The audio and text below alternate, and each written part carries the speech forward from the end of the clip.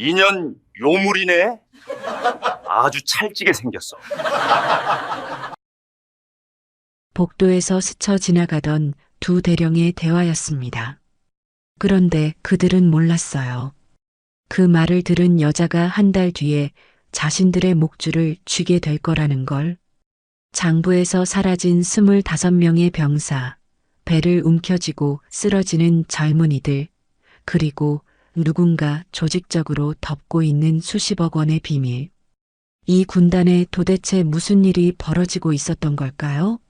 그리고 여군 최초이자 최연소로 진급한 그녀는 어떻게 그 모든 걸 뒤집어 엎었을까요? 이야기 시작하기 전 구독과 좋아요 꼭 부탁드립니다.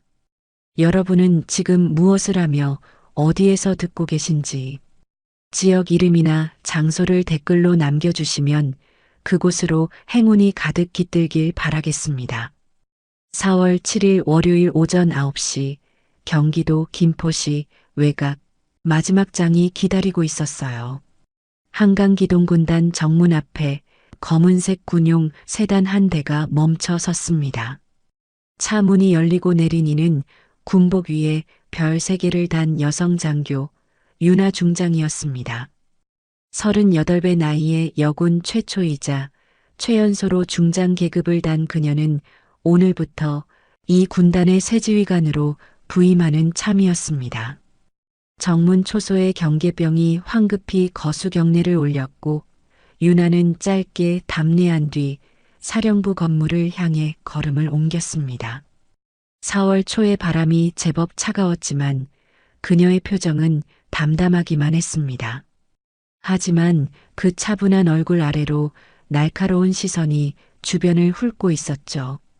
정문에서 사령부까지 이어지는 길, 페인트가 벗겨진 안내 표지판, 보수 공사가 제대로 되지 않은 듯 외벽 일부가 검게 그을린 생활관 건물의 흔적까지 사소한 것들이 하나씩 눈에 들어왔습니다. 사령부 현관에는 이미 참모진이 도열해 있었습니다. 선두에 선 사람은 부군단장 송 소장, 53세 나이에 이 군단에서만 3년째 근무 중인 인물이었죠. 그 옆으로 참모장, 인사처장 권 대령 등 주요 지휘관들이 줄지어 섰고 그들의 얼굴에는 하나같이 어색한 미소가 걸려 있었습니다. 한강기동군단에 오신 것을 환영합니다. 군단장님. 송 소장이 정중하게 인사를 건넸지만 윤아는 그의 눈빛에서 미묘한 경계심을 읽어냈습니다. 환영이라기보다는 관찰에 가까운 시선이었죠. 그녀는 짧게 고개를 끄덕이며 악수를 나눴습니다. 참모진 뒤편으로는 취임식에 맞춰 급히 들여놓은 듯한 수십 개의 화환들이 늘어서 있었는데 윤아는 가중 하나에 시선을 멈췄습니다. 화려한 꽃장식 아래 리본에는 백송장학재단이라는 이름이 선명하게 새겨져 있었습니다. 군과 직접적인 관계가 없는 장학재단이 왜 이렇게 전면에 나서서 화환을 보냈을까?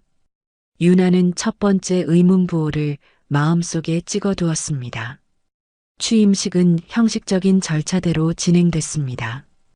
윤아는 단상 위에서 짧은 취임사를 읽었습니다. 저는 오늘부터 한강기동군단의 지휘관으로서 병사 한 명 한 명의 안전과 복지를 최우선으로 삼겠습니다.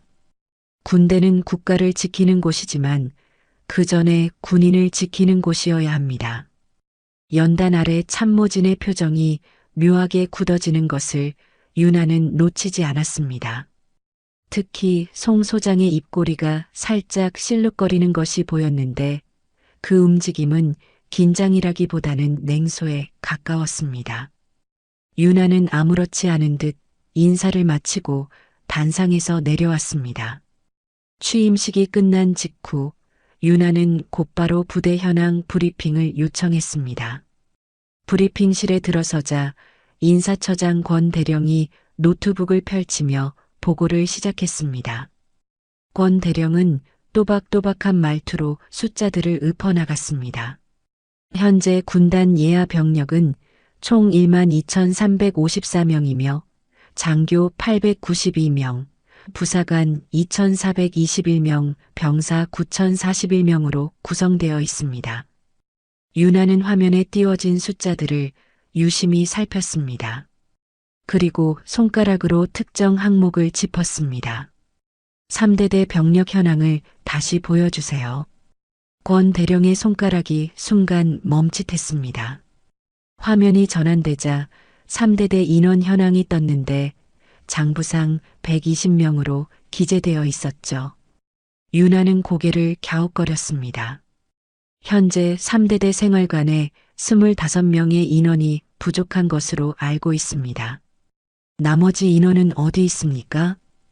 회의실 안에 순간적인 정적이 흘렀습니다. 권 대령이 헛기침을 하며 대답했습니다. 일부 인원이 외부 훈련과 병가 등으로 빠져 있습니다. 외부 훈련 인원이 몇 명이고 병가 인원이 몇 명입니까? 그건 확인 후 보고 드리겠습니다. 윤하는 더 이상 추궁하지 않았지만 권 대령의 눈빛은 초조함으로 가득했습니다. 윤하는 권 대령이 펼쳐든 장부 페이지를 조용히 접어 표식했습니다. 브리핑이 끝난 뒤 윤하는 점심시간에 맞춰 병사 식당을 방문하겠다고 통보했습니다. 송 소장이 황급히 만류했습니다.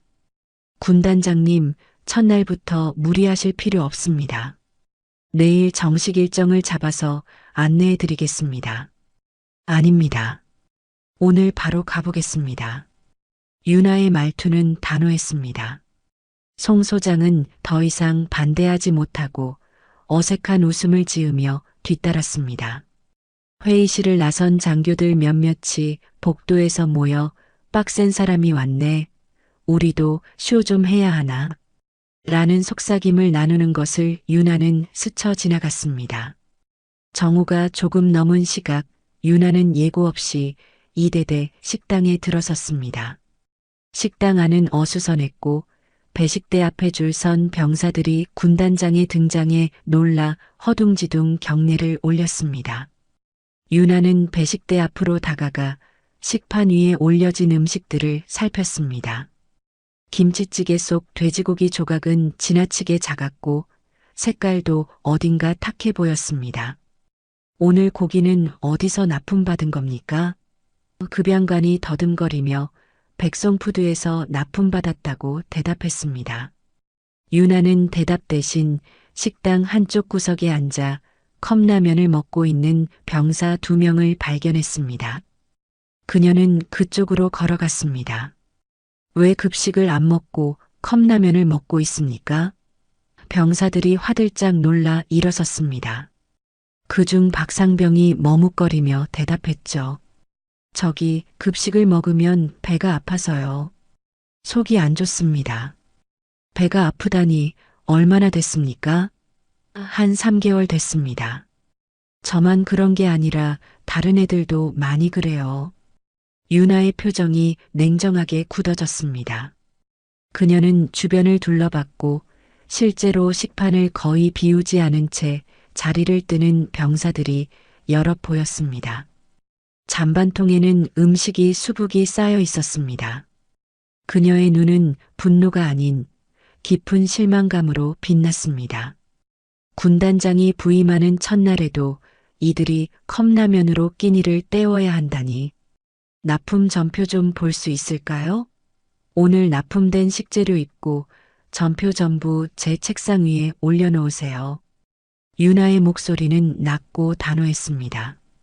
급양관의 얼굴이 창백해졌고 송 소장은 더 이상 개입하지 못한 채 입술만 깨물었습니다. 사령부로 돌아온 윤하는 집무실 문을 닫고 혼자 생각에 잠겼습니다. 7년 전의 기억이 떠올랐죠. 707 특임대 시절 잘못된 정보에 기반한 작전 명령으로 부하 2명을 잃었던 그날. 상부의 부패한 판단이 어떻게 최전선의 생명을 앗아가는지 뼈저리게 경험했던 순간이었습니다. 그때 윤하는 스스로에게 맹세했습니다. 다시는 부하를 그런 식으로 잃지 않겠다고. 그녀는 책상에 앉아 손가락으로 가죽 표면을 느리게 두드렸습니다. 백송장학재단, 백송푸드, 25명의 공백, 3개월 된 복통. 점심시간이 끝난 뒤 집무실에 도착한 서류철 속에서 지난 3개월 취급식 전표를 꺼내 펼쳤습니다. 창밖은 벌써 어둠이 내리기 시작했습니다. 군단 부지 위로 생활관 불빛들이 하나둘 켜지고 있었죠. 유나는 그 불빛 아래 잠든 병사들이 배를 움켜쥐고 신음하고 있을지도 모른다는 생각을 하자 더 이상의 망설임은 사라졌습니다. 여긴 무언가 감추고 있어. 유나는 낮은 목소리로 혼잣말을 내뱉었습니다. 한강기동군단의 새 지휘관으로서 그녀의 첫날은 그렇게 숫자가 아니라 배를 움켜쥔 병사들의 얼굴로 끝이 났습니다. 진짜 싸움은 바로 이 지점에서 시작되고 있었습니다. 다음 날 아침 유나의 책상 위에는 요청했던 서류들이 올라와 있었습니다. 백송푸드와의 납품 계약서, 지난 3개월치 식재료 전표, 그리고 월별 납품 내역서. 유나는 커피 한 잔을 옆에 두고 서류들을 한 장씩 넘기기 시작했어요. 페이지가 넘어갈수록 그녀의 미간이 점점 좁아졌습니다. 돼지고기 목살 1kg당 15,000원. 휴대폰으로 농수산물 도매시장 시세를 검색해보니 같은 부위 도매가는 6,000원대였어요.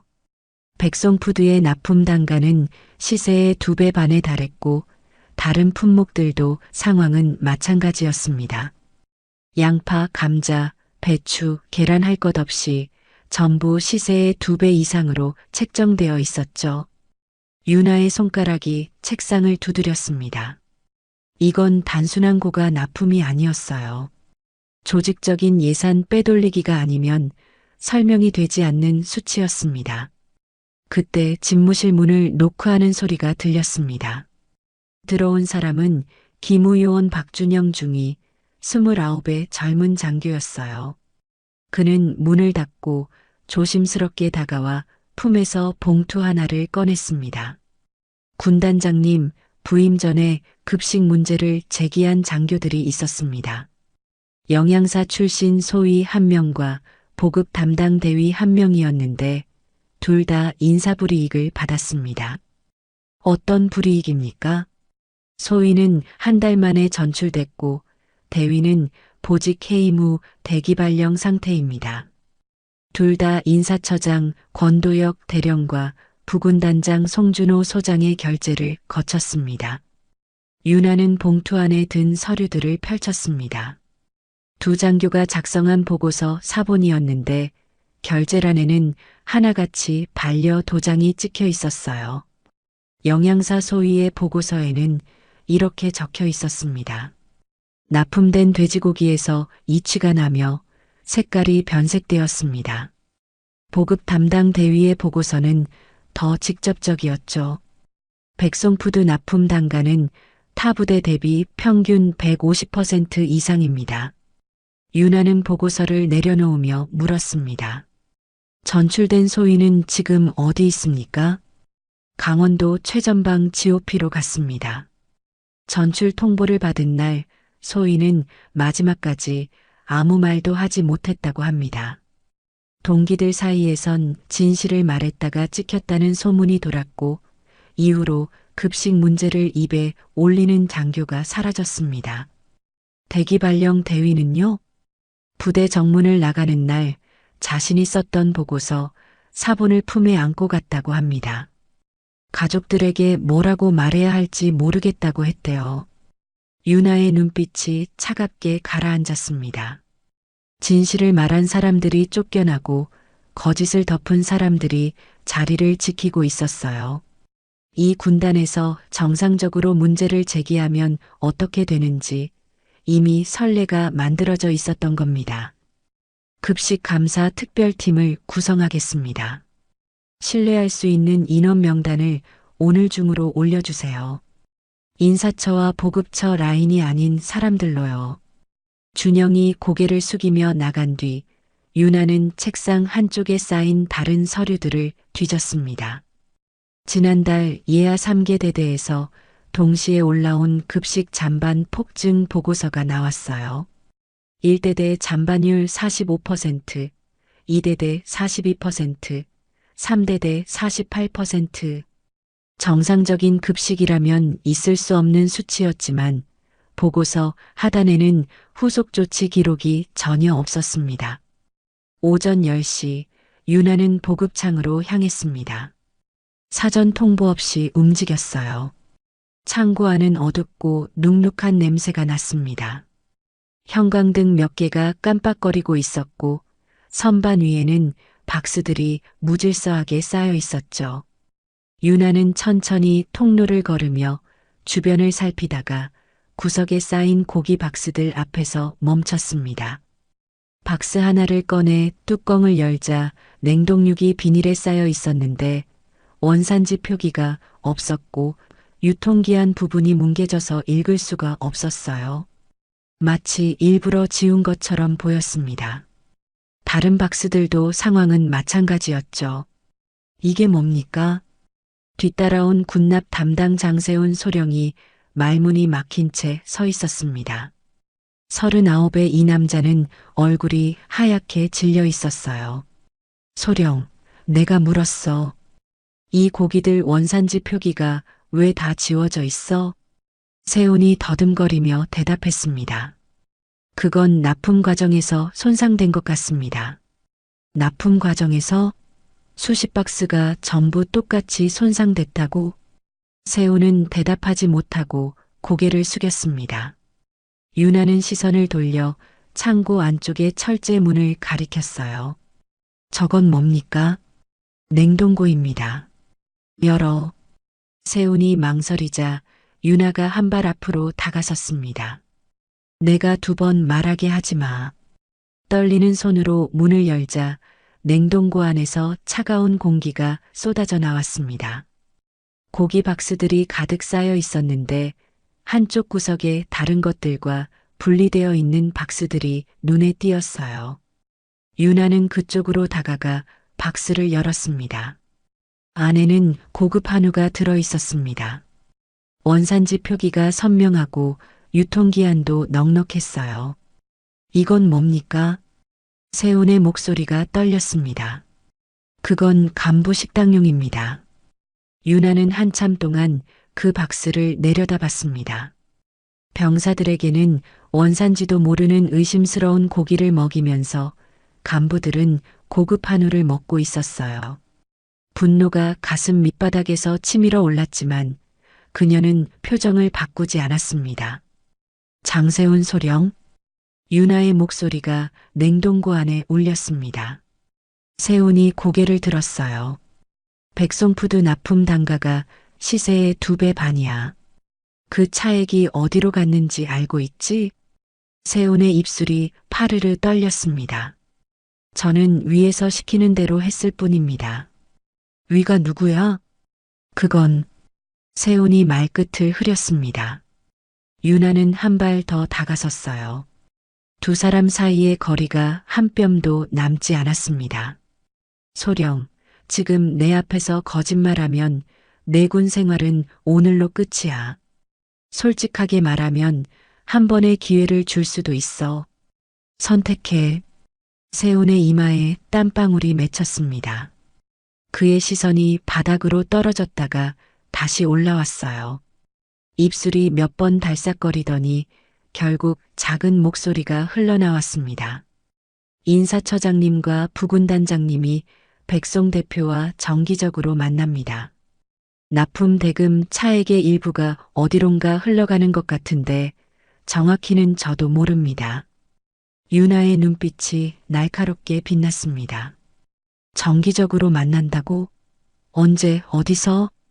매달 둘째 주 금요일 김포 쪽 골프장에서 만나는 걸로 알고 있습니다. 유나는 잠시 침묵했습니다. 그리고 냉동고 밖으로 나서며 뒤따라온 헌병에게 말했어요. 장세훈 소령, 지금부터 직무에서 배제해. 사무실 출입 금지, 모든 문서 접근 차단. 조사가 끝날 때까지 영내 대기 명령이야. 세훈의 얼굴이 새하얗게 질렸습니다. 군단장님, 저는 정말 시키는 대로 했으면 죄가 없다고? 내가 서명한 전표로 병사들이 썩은 고기를 먹었어. 그 아이들이 3개월째 배를 움켜쥐고 있는 거야. 유나의 목소리는 낮았지만 냉동고의 차가운 공기보다 더 서늘했습니다. 너희가 건드린 건 숫자가 아니야. 병사들의 생명이야. 세훈은 더 이상 아무 말도 하지 못했습니다. 헌병 2명이 다가와 그의 양팔을 잡았고 그는 고개를 떨군 채 끌려나갔어요. 창고에 남은 병사들과 간부들이 숨죽인 채 그 광경을 지켜보고 있었습니다. 유나는 창고를 나서며 동행한 헌병대장 윤태원 중령에게 지시했습니다. 이 창고에 있는 모든 식재료 재고 목록, 납품 전표, 간부 식당과 병사 식당의 식재료 배분 기록을 전부 압수해. 그리고 백송푸드 측에 내일 오전까지 납품 관련 전 직원 출석을 통보해. 사령부로 돌아오는 길, 유나의 휴대폰이 울렸습니다. 의무대에서였어요. 군단장님, 이대대에서 복통호소 병사 4명이 추가로 실려왔습니다. 이번 주에만 복통으로 온 병사가 20명이 넘습니다. 전화를 끄는 유나는 잠시 제자리에 서 있었습니다. 일주일에 20명. 그 숫자가 머릿속에서 맴돌았어요. 얼마나 많은 병사들이 배를 움켜쥐고 잠들었을까. 얼마나 많은 부모들이 아들의 상태를 모른 채 안심하고 있을까. 집무실로 돌아온 유나는 창가에 서서 멀리 보이는 생활관 건물들을 바라봤습니다. 오늘 장세훈 소령을 직무 배제한 건 시작에 불과했어요. 그 위에 누가 있는지, 돈이 어디로 흘러가는지 이제부터 본격적으로 파헤쳐야 했습니다. 하지만 한 가지는 분명해졌습니다. 이 군단에서 정상적인 방법으로는 아무것도 바꿀 수 없다는 것. 문제를 제기한 사람들은 쫓겨났고 진실을 덮은 사람들은 여전히 자리를 지키고 있었죠. 유나의 손이 주먹을 쥐었습니다. 다른 방식으로 가야겠어. 그녀의 눈빛에 차가운 결의가 서렸습니다. 더 이상 보고서를 올리고 결재를 기다리는 방식으로는 안 됐어요. 직접 움직이고 직접 잡아야 했습니다. 급식 비리 뒤에 뭐가 더 숨어 있는지 이제 막 실마리가 잡히기 시작했습니다. 장세훈 소령이 직무 배제된 다음 날 군단 안에는 묘한 긴장감이 감돌았습니다. 복도를 지나는 장교들의 발걸음이 평소보다 빨라졌고 눈을 마주치면 서둘러 고개를 돌리는 사람들이 늘었어요. 새로 부임한 여군 중장이 첫 주도체 되기 전에 군납 담당 소령을 잘랐다는 소문이 삽시간에 퍼진 것이죠. 유나는 그 분위기를 느끼면서도 내색하지 않았습니다. 오히려 그녀의 관심은 이미 다른 곳으로 옮겨가 있었어요.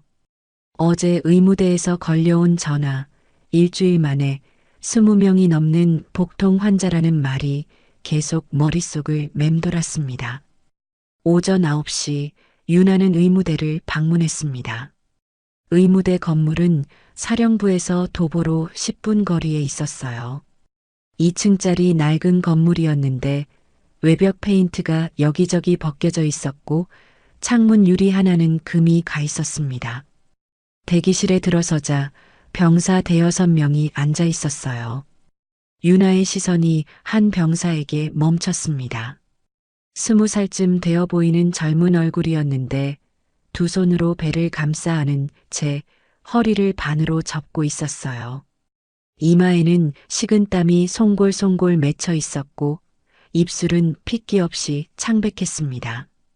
가끔씩 신음소리가 새어나왔죠. 유나가 다가가자 병사가 놀라 일어서려 했습니다. 앉아 있어. 많이 아프지? 어젯밤부터요. 저녁 먹고 나서 갑자기. 뭘 먹었어? 급식이요. 돼지고기 볶음이랑 된장찌개요. 옆에 앉은 병사도 비슷한 증상을 호소했고 대기실 절반이 어젯밤 급식 이후 같은 복통에 시달리고 있었습니다. 유나는 배를 움켜쥔 그 병사의 창백한 얼굴을 한참 바라봤어요. 20살, 누군가의 아들이고 누군가의 손자였습니다.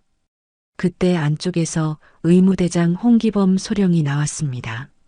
42의 군의관으로 이 부대에서 3년째 의무대를 맡고 있는 인물이었어요. 군단장님, 미리 연락 주셨으면 준비를 했을 텐데요. 준비할 게 뭐가 있습니까? 의무대는 늘 준비되어 있어야 하는 곳 아닙니까? 기범의 얼굴에 순간 긴장이 스쳤습니다. 유나는 진료 기록부를 요청했습니다. 지난 한 달간 복통 및 소화기 증상으로 내원한 병사가 132명, 대부분 가벼운 장염으로 처리되어 있었어요. 처방된 약품은 구형 소화제와 지사제뿐이었습니다. 약품 재고 목록을 보여주세요. 기범의 얼굴이 하얗게 질렸지만 거부할 수 없었죠. 재고 목록을 훑어보니 고가 항생제와 소염제는 입고량에 비해 재고가 턱없이 부족했고 대신 구형 약품들만 잔뜩 쌓여 있었습니다. 유나는 약품 창고를 직접 확인하겠다며 안쪽으로 향했어요. 창고 안에서 그녀가 발견한 것은 두 가지였습니다. 유통기한이 8개월이나 지난 수액팩 40여 개, 그리고 기록상으로는 사용된 것으로 처리됐지만 미개봉 상태로 선반 뒤에 숨겨져 있던 고가 약품 상자들이었죠. 이건 뭡니까? 유나의 목소리가 서늘하게 울렸습니다. 기범의 입술이 파르르 떨렸어요. 기록에는 사용됐다고 되어 있는데 왜 여기 그대로 있어? 어디로 빼돌린 겁니까? 기범은 대답하지 못하고 고개를 떨궜습니다. 의무대 사무실로 돌아온 유나는 기범을 앉혀놓고 물었습니다. 약품 납품은 어디서 받습니까? 한빛의료재단입니다. 백송재단 산하 의료법인입니다. 유나의 눈빛이 날카로워졌습니다. 백송, 어제 급식 비리에서 나온 그 이름이 또 나왔어요. 납품일이 언제입니까? 매달 둘째 주 화요일입니다. 급식 납품일도 매달 둘째 주였습니다. 같은 시기에 같은 계열사에서 급식과 약품을 동시에 납품받고 있었던 거예요. 홍기범 소령? 기범이 긴장한 얼굴로 올려다봤습니다. 유통기한 지난 약품을 병사들한테 쓴 것, 고가 약품 빼돌린 것, 전부 조사할 겁니다.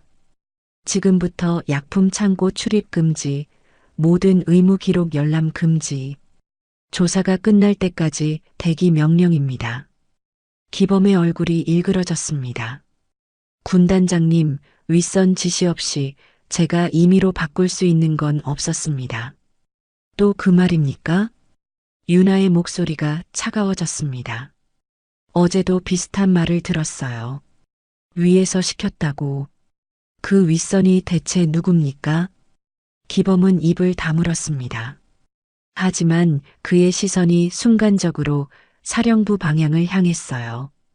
유나는 그 시선의 끝을 놓치지 않았습니다. 의무대를 나선 유나는 사령부로 돌아가는 길에 기무요원 박준영 중위에게 전화했습니다. 한빛의료재단 조사해. 대표가 누군지, 백송재단과 어떻게 연결되어 있는지, 그리고 우리 군단 간부 중에 한빛 장학생 출신이 있는지 확인해. 사령부 건물에 들어서는데 복도 끝에서 익숙한 얼굴이 다가왔습니다. 부군단장 송준호 소장이었어요. 그는 평소와 다름없는 온화한 미소를 띠고 있었지만 눈빛에는 날이 서 있었습니다. 군단장님, 잠깐 얘기 좀 나눌 수 있을까요? 두 사람은 회의실로 들어갔습니다. 문이 닫히자 준호의 미소가 사라졌어요. 군단장님, 너무 깊이 파고들면 다칩니다. 유나는 표정을 바꾸지 않았습니다. 뭘 파고드는 건데요? 장세훈 소령건 말입니다. 군남 문제는 복잡해요. 한두 사람 잘라서 해결될 일이 아닙니다. 그럼 어떻게 해야 합니까? 병사들이 썩은 고기 먹고 배탈 나는 걸 그냥 두라는 겁니까? 준호의 눈이 가늘어졌습니다. 군단장님도 아시잖습니까? 군대라는 조직이 어떻게 돌아가는지. 위아래가 있고 줄이 있고 건드리면 안 되는 것들이 있습니다. 건드리면 안 되는 거? 윤아가 한 발 다가섰습니다. 부군단장님, 내가 건드리면 안 되는 게 뭔데요? 병사들 밥에 들어가는 썩은 고기, 유통기한 지난 약품, 아니면 그걸 납품하는 백송이라는 회사? 준호의 얼굴이 굳어졌습니다. 하지만 그는 금방 표정을 추슬렀어요. 군단장님이 오해하시는 것 같은데 저는 군단장님을 위해서 말씀드리는 겁니다. 부임하신 지 얼마 안 되셨잖습니까? 천천히 파악하시면서 가셔도 됩니다. 천천히요? 윤아의 목소리가 낮아졌습니다. 부군단장님, 조금 전에 의무대 대기실에서 20살짜리 병사가 배를 움켜쥐고 신음하는 걸 봤습니다. 이마에 식은땀을 흘리면서요. 한 달에 130명이 넘는 아이들이 그렇게 아팠어요. 그런데 천천히 가라고요? 준호는 대답하지 않았습니다. 두 사람 사이에 무거운 침묵이 흘렀어요. 윤아가 먼저 입을 열었습니다. 다치는 건 내가 아니라 병사들입니다. 부군단장님. 그녀는 돌아서서 문을 열었습니다. 그리고 저는 천천히 갈 생각 없습니다. 문이 닫히고 준호는 혼자 남아 창밖을 바라봤습니다. 그의 손이 휴대폰을 꺼내 어딘가로 전화를 걸었어요. 접니다. 문제가 생겼습니다. 예, 그 여자 군단장 말입니다. 윤아의 집무실에서는 기무요원 준영이 조사 결과를 보고하고 있었습니다. 한빛의료재단 대표는 백송그룹 오인철 회장의 처남입니다. 그리고 군단 간부 중 한빛 장학생 출신이 7명 있습니다. 윤아의 눈이 빛났습니다. 누구야? 인사처장 권도혁 대령, 의무대장 홍기범 소령, 군납 담당이었던 장세훈 소령, 그리고 준영이 잠시 말을 멈췄습니다. 부군단장 송준호 소장도 포함되어 있습니다. 윤아는 창밖을 바라봤습니다. 퍼즐 조각들이 맞춰지고 있었어요. 급식, 의료, 인사. 모든 것이 백송이라는 하나의 뿌리에서 뻗어나온 가지들이었습니다. 그리고 그 중심에 부군단장 송준호가 있었죠. 조금 전 회의실에서 준호가 보였던 태도가 떠올랐습니다. 온화한 미소 뒤에 숨겨진 경고, 천천히 가라는 말 속에 담긴 위협. 그는 윤아를 걱정하는 게 아니었어요. 자신들의 구조가 무너질까봐 두려워하고 있었던 겁니다. 이건 개인의 비리가 아니야. 윤아가 낮게 중얼거렸습니다. 조직이야. 카르텔. 그녀의 손이 주먹을 쥐었습니다. 급식과 의료만이 아닐 거라는 확신이 들었어요. 이 군단 안에 백송의 손이 닿지 않은 곳이 과연 있을까? 시설은, 인사는 또 무엇이 썩어 있을까? 창밖으로 생활관 건물들이 보였습니다. 저 안에서 오늘 밤에도 누군가는 배를 움켜쥐고 잠들겠죠. 윤아는 그 풍경을 바라보며 다짐했습니다. 하나씩 다 들춰내야겠어. 전면전이 시작되고 있었습니다. 부임 열흘째 되던 밤 비가 내렸습니다. 봄비치고는 제법 거센 빗줄기였어요. 빗소리가 창문을 두드리는 게 밤새 이어졌고 다음 날 아침 윤아가 출근했을 때 책상 위에는 긴급 보고서가 올라와 있었습니다. 삼중대 생활관 천장 붕괴 위험, 긴급 대피 완료. 윤아는 보고서를 집어들고 눈을 좁혔습니다. 어젯밤 비에 생활관 천장 일부가 내려앉았고 다행히 인명피해는 없었지만 병사 32명이 긴급 대피했다는 내용이었어요. 그녀는 즉시 현장으로 향했습니다. 삼중대 생활관 앞에 도착하자 이미 시설처 인원들이 모여 있었어요. 시설처장 유상범 중령, 48배 베테랑 장교가 유나를 맞았습니다. 군단장님, 불편을 끼쳐 죄송합니다. 유나는 대답 대신 건물 안으로 들어섰습니다. 문제가 생긴 구역에 도착하자 상황이 한눈에 들어왔어요. 천장 한쪽이 움푹 꺼져 있었습니다. 석고보드가 갈라지면서 그 틈으로 물이 새어 들어왔고 바닥에는 아직도 물웅덩이가 고여 있었어요. 천장 안쪽으로 드러난 철골 구조물이 녹슬어 있었고 단열재는 곰팡이로 검게 변색되어 있었습니다. 유나는 천장 틈새를 올려다보며 물었어요. 이 건물 준공이 언제입니까? 상범이 더듬거리며 대답했습니다. 3년 전입니다. 3년? 유나의 목소리에 날이 섰습니다. 3년밖에 안 된 건물 천장이 비 한 번에 무너졌다는 게 말이 되지 않았어요. 그녀는 벽 쪽으로 다가가 손으로 표면을 눌러봤습니다. 시멘트가 가루처럼 부스러지며 손가락 사이로 떨어졌죠. 이게 벽입니까? 상범의 얼굴이 창백해졌습니다. 유나는 복도를 따라 걸으며 다른 구역도 점검했어요. 곳곳에서 균열이 발견됐습니다. 어떤 벽은 손톱으로 긁어도 자국이 날 정도로 부실했고 창문 틀 주변에는 틈이 벌어져 찬바람이 들어오고 있었죠. 3년 된 신축 건물이 이 정도라면 애초에 제대로 지어진 게 아니었어요. 시공업체가 어딥니까? 상범이 잠시 망설이다 대답했습니다. 백송건설입니다. 유나의 눈빛이 차갑게 빛났어요. 백송, 급식도 백송, 의료도 백송, 이제 시설까지 백송이었습니다. 공사 관련 서류 전부 가져와. 설계도면, 자재 납품 내역, 준공 검사 기록, 전부 다. 사령부로 돌아온 유나는 서류 더미를 펼쳤습니다.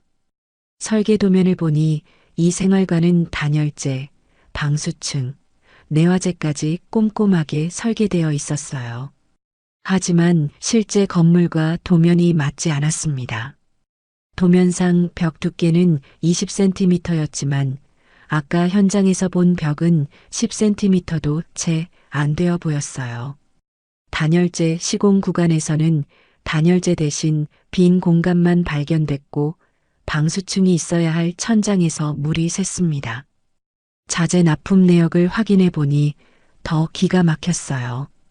서류상으로는 단열재와 방수 자재가 산더미처럼 들어온 것으로 되어 있었지만 건물 어디에도 그 흔적이 보이지 않았습니다. 유나는 납품 대금 내역을 훑어봤어요. 총 공사비 80억 원, 그중 자재비가 35억으로 책정되어 있었죠. 하지만 실제로 사용된 자재는 10억 원어치도 안 되어 보였습니다. 나머지 25억은 어디로 갔을까요? 그때 기무요원 준영이 추가 자료를 들고 들어왔습니다. 군단장님, 백송건설 계좌 내역 일부를 확보했습니다. 자료를 받아보니 공사 대금이 백송건설로 입금된 직후 비슷한 금액이 여러 개인 계좌로 분산되어 빠져나간 흔적이 있었어요. 그중 한 계좌의 주인을 확인하고 유나의 손이 멈췄습니다. 이 계좌는 부군단장 송준호 소장의 부인 명의 계좌입니다. 유나는 잠시 말을 잃었어요. 공사 대금이 준호의 가족 계좌로 흘러갔다는 건 그가 단순히 비리를 덮어준 게 아니라 직접 돈을 받았다는 뜻이었습니다. 더 있어? 네. 송 소장의 사택 관리비도 백송건설에서 대납한 기록이 있습니다. 거의 2년치요. 유나는 창밖을 바라봤습니다. 준호의 얼굴이 떠올랐어요. 며칠 전 회의실에서 온화한 미소를 지으며 천천히 가라고 했던 그 얼굴. 그 미소 뒤에 이런 게 숨어 있었던 겁니다. 분노가 치밀어 올랐지만 유나는 감정을 억눌렀습니다. 아직은 때가 아니었어요. 증거를 더 모아야 했습니다. 오후에 유나는 시설처장 상범을 집무실로 불렀습니다. 유상범 중령, 이 설계도면대로 시공됐습니까? 상범이 고개를 숙였어요. 그건 서류상으로는 자재가 다 들어간 건데 건물에는 없어. 그 자재들 어디 갔어? 상범의 이마에 땀이 맺혔습니다. 저도 현장 감독을 제대로 못한 책임이 있습니다. 하지만 그건 또 윗선이야? 유나가 책상을 손바닥으로 내리쳤습니다. 둔탁한 소리가 방 안에 울렸어요. 급식도 윗선, 의료도 윗선, 시설도 윗선. 그 윗선이 대체 어디까지야? 상범이 고개를 더 숙였습니다. 그의 목소리가 작아졌어요. 송 소장님이 백송건설 사장을 직접 연결해 주셨습니다. 공사 진행하면서 문제 제기하면 안 된다고 하셨고 준공 검사도 형식적으로만 하라고 하셨습니다. 유나는 잠시 침묵했습니다. 그리고 낮은 목소리로 물었죠. 준공 검사 누가 했어? 감찰실에서 나왔습니다. 조상민 소장님 직속팀이었습니다. 유나의 눈이 가늘어졌습니다. 조상민. 처음 듣는 이름이었어요. 조상민이 누구야? 군단 상급부대 감찰실장입니다. 한강기동군단 감찰 업무를 총괄하고 계시죠. 퍼즐이 더 커지고 있었습니다. 준호 위에 조상민이 있었던 거예요. 감찰실장이 비리를 덮어주고 부군단장이 현장을 관리하고 각 처장들이 실무를 담당하는 구조. 완벽한 카르텔이었습니다. 유상범 중령, 지금부터 협조하면 기회를 줄 수도 있어. 하지만 계속 숨기면 다른 사람들이랑 똑같이 처리할 거야. 상범의 눈이 흔들렸습니다. 그는 잠시 망설이다 입을 열었어요. 백송건설 대표 오인철이 매달 군단에 옵니다. 둘째 주 금요일마다 골프장에서 모임이 있어요. 송 소장님, 권도혁 대령, 그리고 가끔 조상민 소장님도 오십니다. 유나의 가슴이 뛰었습니다. 매달 둘째 주 금요일. 장세훈 소령이 말한 것과 같은 날이었어요. 그 골프장이 어디야? 김포에 있는 한강 골프클럽입니다. 유나는 메모를 했습니다. 다음 둘째 주 금요일이 며칠 남지 않았어요. 저녁 무렵 유나는 대피한 병사들이 임시로 머물고 있는 체육관을 찾았습니다. 체육관 바닥에 매트리스가 깔려 있었고 병사들이 3, 4, 5 모여 앉아 있었어요. 어떤 병사는 휴대폰을 보고 있었고 어떤 병사는 멍하니 천장만 바라보고 있었습니다. 유나가 들어서자 병사들이 일어나 경례를 올렸습니다. 편하게 있어. 그녀는 한 병사 옆에 앉았어요. 21살쯤 되어 보이는 젊은 얼굴이었습니다. 어젯밤 많이 놀랐지? 병사가 고개를 끄덕였어요. 자다가 천장에서 우두둑 소리가 나서요. 먼지가 떨어지길래 뛰쳐나왔습니다. 다친 사람은 없고? 다행히 없습니다. 근데 짐을 다 못 챙겨서요. 내일 들어갈 수 있을까요? 유나는 잠시 말을 잇지 못했습니다. 이 아이는 천장이 무너진 건물에 다시 들어갈 걱정을 하고 있었어요. 본인이 다칠 뻔했다는 것보다 짐 걱정을 먼저 하는 20살짜리 병사를 보니 마음 한구석이 무거워졌습니다.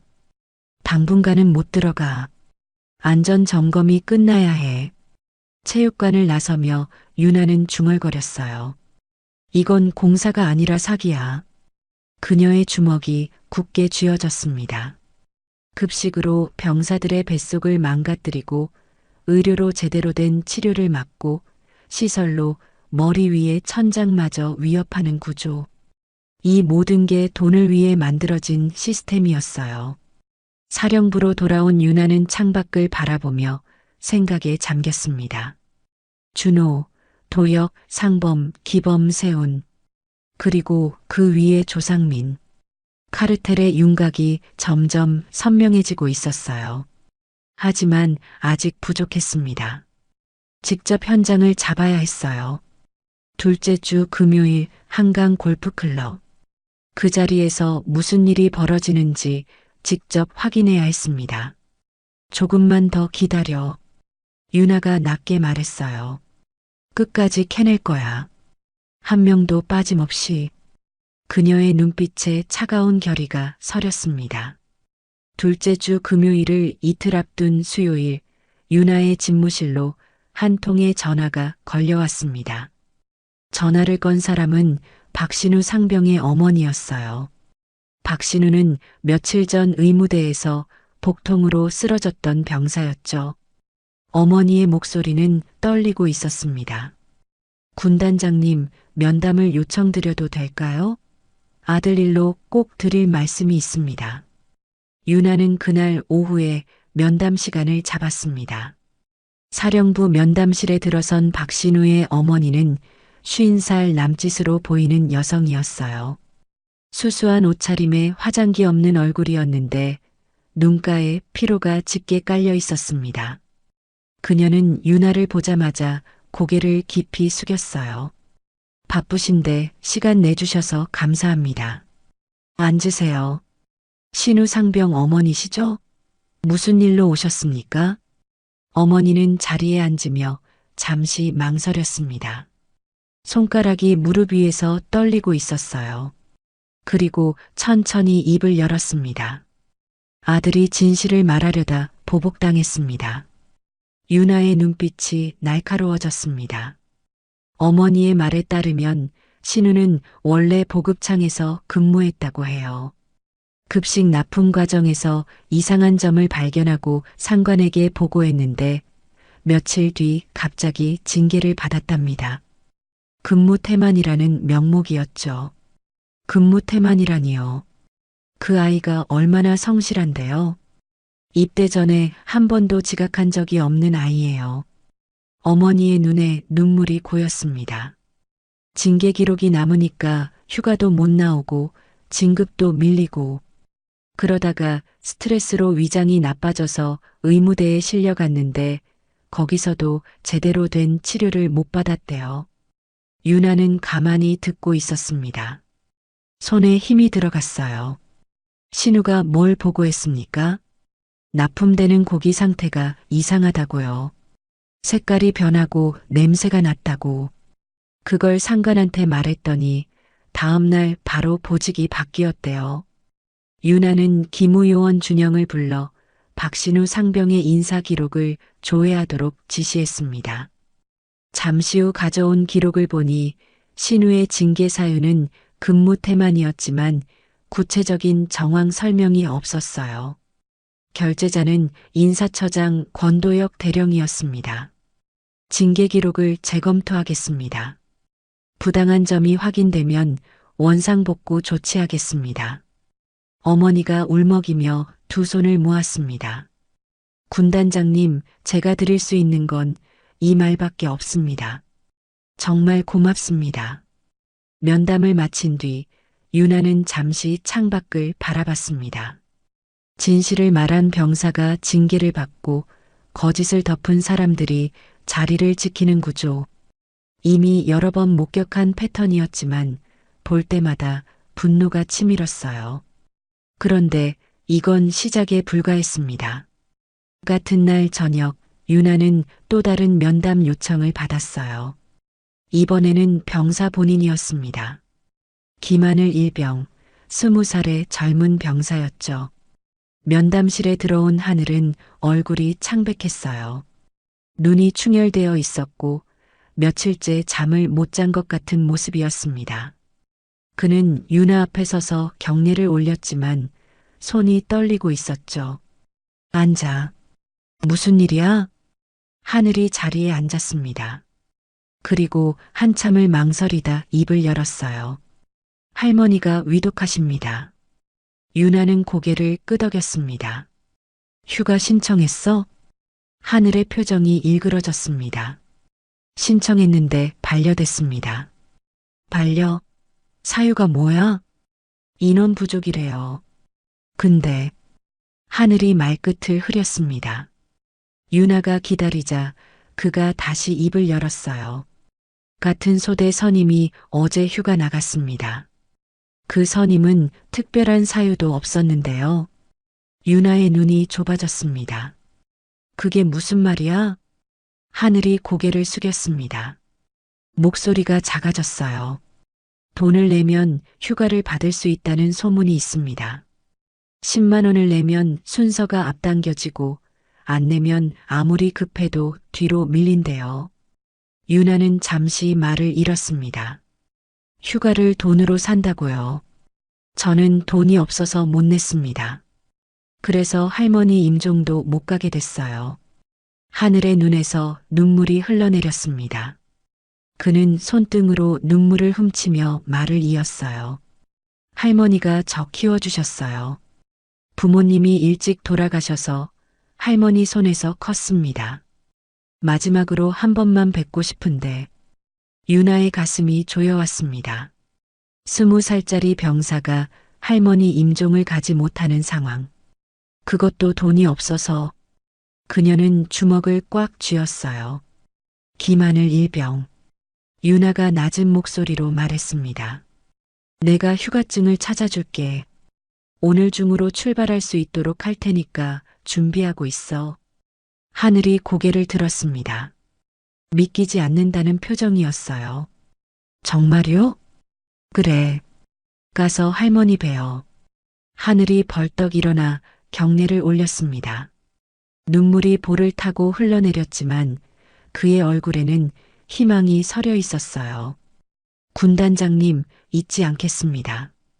하늘이 나간 뒤 유나는 즉시 인사처에 연락해 김하늘 일병의 휴가를 당일 처리하도록 지시했습니다. 그리고 헌병대장 윤태원 중령을 불렀어요. 마잭은 상사 알아? 태원이 고개를 끄덕였습니다. 45의 헌병대장은 이 군단에서 오래 근무한 인물이었죠. 휴가 업무 담당 부사관입니다. 그 사람이 병사들한테 돈 받고 휴가 조정한다는 소문 들어봤어? 태연의 표정이 굳어졌습니다. 소문은 있었습니다. 하지만 증거가 없어서 지금부터 증거를 잡아. 오늘 중으로 마잭은 상사 사무실 압수수색 영장 준비해. 저녁 7시 유나는 직접 헌병대를 이끌고 마잭은 상사의 사무실로 향했습니다. 사무실 문을 열고 들어서자 재근이 놀라 일어섰어요. 48배 부사관으로 떡 벌어진 어깨에 거친 인상을 가진 남자였습니다. 군단장님 무슨 일로? 마잭은 상사 지금부터 사무실을 수색하겠습니다. 재근의 얼굴이 하얗게 질렸습니다. 헌병들이 사무실을 뒤지기 시작했어요. 얼마 지나지 않아 책상 밑 숨겨진 공간에서 장부 하나가 발견됐습니다. 유나가 장부를 펼쳤어요. 거기에는 병사들의 이름과 금액이 빼곡히 적혀 있었습니다.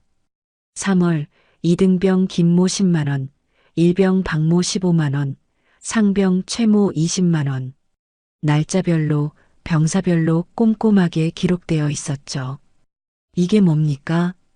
유나의 목소리가 차갑게 울렸습니다. 재근은 대답하지 못하고 입술만 달싹거렸어요.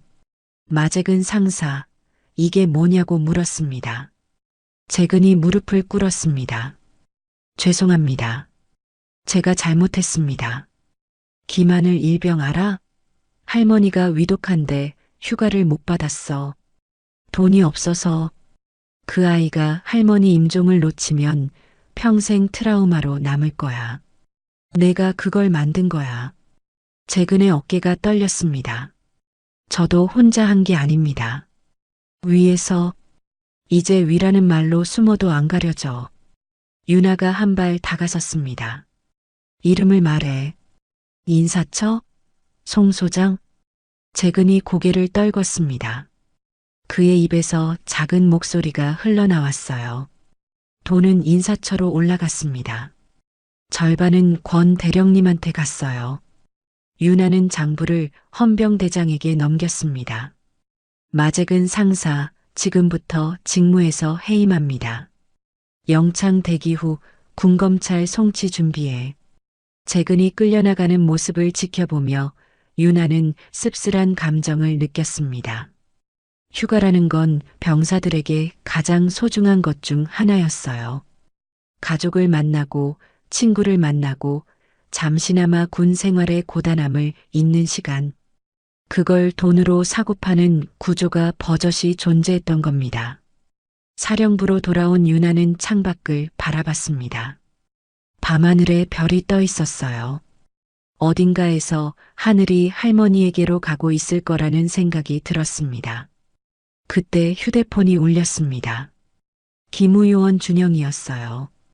군단장님, 안 좋은 소식이 있습니다. 뭔데? 군단장님 차량 유리에 쪽지가 붙어 있었습니다. 조용히 해라. 그게 전부입니다. 전화를 끄는 윤하는 잠시 멈춰섰습니다. 가슴이 싸늘해졌어요. 협박이었습니다. 하지만 그것뿐이었어요. 두려움은 잠깐이었고 곧 다른 감정이 그 자리를 채웠습니다. 저들이 초조해하고 있다는 것, 자신이 제대로 된 곳을 찌르고 있다는 것, 조용히 하라고. 윤하가 낮게 중얼거렸습니다. 아직 시작도 안 했어. 그녀의 눈빛에 불꽃이 일었습니다. 모레가 둘째 주 금요일이었어요. 한강 골프클럽에서 그들이 모이는 날. 거기서 무슨 일이 벌어지는지 직접 확인할 때였습니다.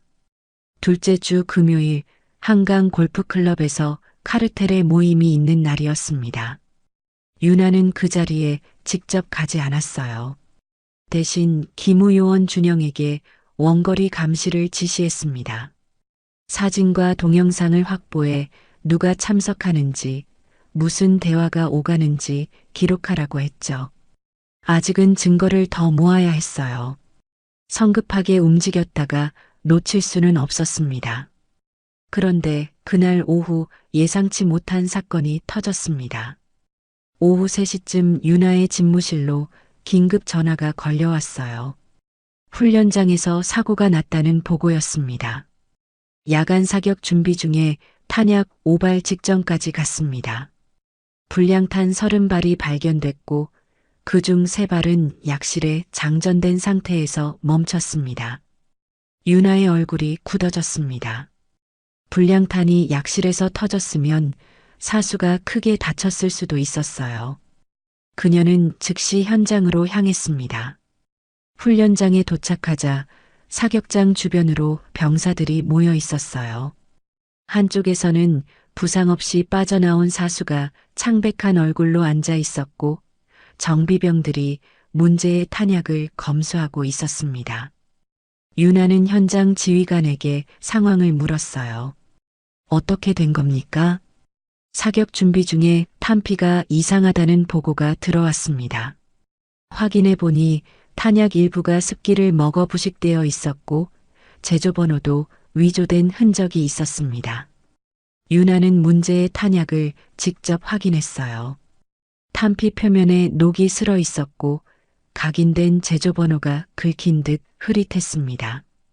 정상적인 군용 탄약이 아니었어요. 이 탄약 어디서 온 겁니까? 탄약창에서 출고됐습니다. 윤하의 눈이 좁아졌습니다. 그녀는 즉시 탄약창으로 향했어요. 탄약창은 군단 부지 외곽에 위치해 있었습니다. 철조망과 경계초소로 둘러싸인 구역이었죠. 윤하가 도착하자 탄약 정비대 지휘관 박태규 중령이 마중을 나왔어요. 49의 베테랑 장교로 이 군단에서 4년째 탄약을 관리하고 있는 인물이었습니다. 군단장님, 무슨 일로 오셨습니까? 오늘 훈련장에서 불량탄이 나왔어요. 탄약창 재고를 확인하겠습니다. 태규의 얼굴에 순간 긴장이 스쳤습니다.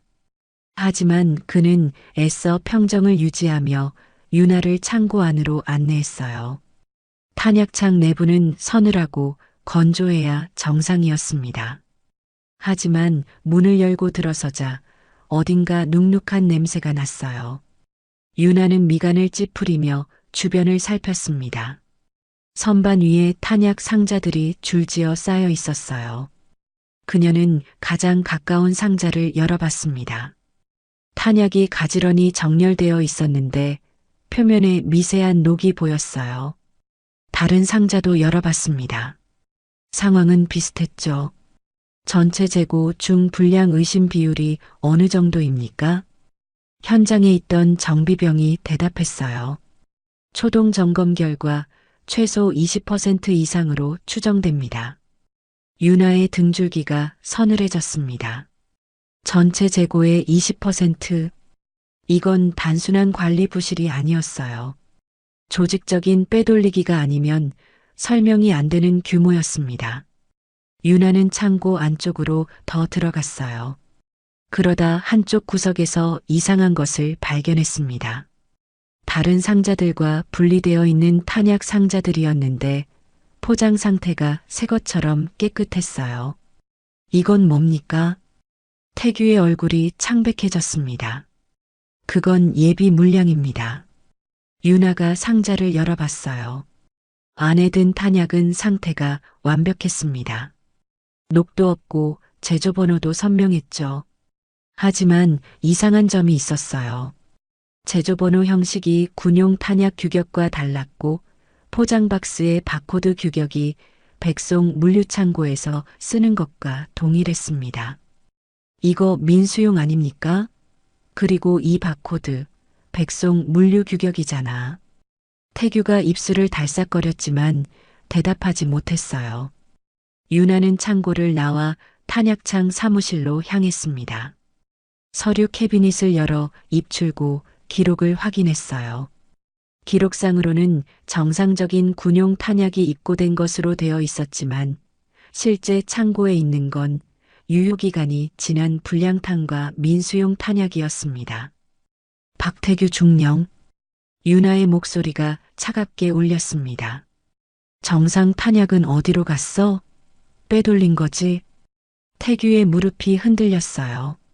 그는 한참을 망설이다 낮은 목소리로 입을 열었습니다. 더 숨기면 저만 죽습니다.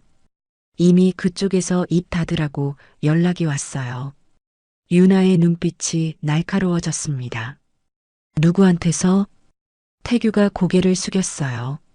송 소장님과 조 소장님입니다. 탄약 일부를 빼서 외부로 넘기고 그 자리를 싸구려로 채우라고 하셨습니다. 백송계열 창고업체가 중개했고 거기서 어디로 갔는지는 저도 모릅니다. 유나는 잠시 눈을 감았습니다. 7년 전 707시절의 기억이 떠올랐어요. 잘못된 명령으로 부하를 잃었던 그날. 장비 불량으로 작전이 틀어지고 2명의 동료가 돌아오지 못했던 그날의 악몽이 스쳐 지나갔습니다. 이게 터지면 애들 얼굴도 못 찾아. 유나가 낮게 중얼거렸어요. 그녀의 눈에 서린 것은 분노를 넘어선 결이었습니다. 박태규 중령, 지금부터 직무에서 해임합니다. 탄약창 전체 봉쇄하고 모든 재고 긴급 점검 들어갑니다. 태규가 끌려나간 뒤 유나는 탄약창 앞에 서서 한참을 바라봤습니다. 저 안에 불량탄이 얼마나 더 있을지, 얼마나 많은 병사들이 위험에 노출되어 있었는지 생각하니 손이 떨렸어요. 사령부로 돌아온 유나는 기무요원 준영을 불렀습니다. 골프장 감시 결과는? 준영이 태블릿을 펼쳐 사진들을 보여줬어요. 송준호 소장, 권도혁 대령, 백송그룹 오인철 회장이 참석했습니다. 그리고 준영이 한 장의 사진을 확대했습니다. 조상민 소장도 있었습니다. 특이한 점은 조 소장이 주변을 여러 번 경계하듯 둘러봤습니다. 카메라를 의식한 것 같았어요. 유나의 눈이 빛났어요. 감찰실장 조상민. 드디어 얼굴을 확인한 거였습니다. 사진 속의 남자는 55쯤으로 보이는 인물이었는데 날카로운 눈매에 차가운 인상을 가지고 있었죠. 대화 내용은 거리가 멀어서 녹음은 어려웠지만 식사 후에 봉투가 오간 것 같습니다. 준영이 또 다른 사진을 보여줬어요. 흐릿하지만 누군가가 봉투를 건네는 장면이 찍혀 있었습니다. 유나는 사진들을 한참 바라봤습니다. 급식, 의료, 시설, 휴가, 그리고 탄약. 모든 것이 백송이라는 하나의 중심으로 연결되어 있었고 그 위에 송준호와 조상민이 있었어요. 자금 흐름을 추적해 백송 계열사들의 계좌 움직임, 송 소장과 조 소장의 가족명의 계좌 전부 다. 준영이 고개를 끄덕였습니다. 시간이 좀 걸릴 겁니다. 상관없어. 확실하게 잡아야 해. 그날 밤 유나는 집무실에 혼자 남아 창밖을 바라봤습니다. 탄약 비리는 다른 것들과 달랐어요. 급식이 나빠도 병사들은 배탈이 나는 정도지만 탄약이 불량이면 죽습니다. 전시에 탄약이 없으면 부대 전체가 전멸할 수도 있어요. 이건 부패를 넘어선 반역에 가까운 행위였습니다. 이건 끝까지 간다.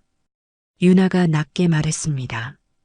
송준호, 조상민 한 명도 빠짐없이 잡는다. 숙소로 돌아온 뒤에도 유나는 오래 잠들지 못했습니다. 눈을 감으면 707시절 잃어버린 동료들의 얼굴이 어둠 속에서 떠올랐어요. 그때도 누군가의 부패와 무능이 목숨을 앗아갔습니다. 다시는 안 돼. 유나는 어둠 속에서 중얼거렸어요. 이번엔 내가 막는다. 창밖으로 새벽빛이 희미하게 번지기 시작했습니다. 긴 밤이 지나고 있었어요. 하지만 진짜 싸움은 이제부터였습니다.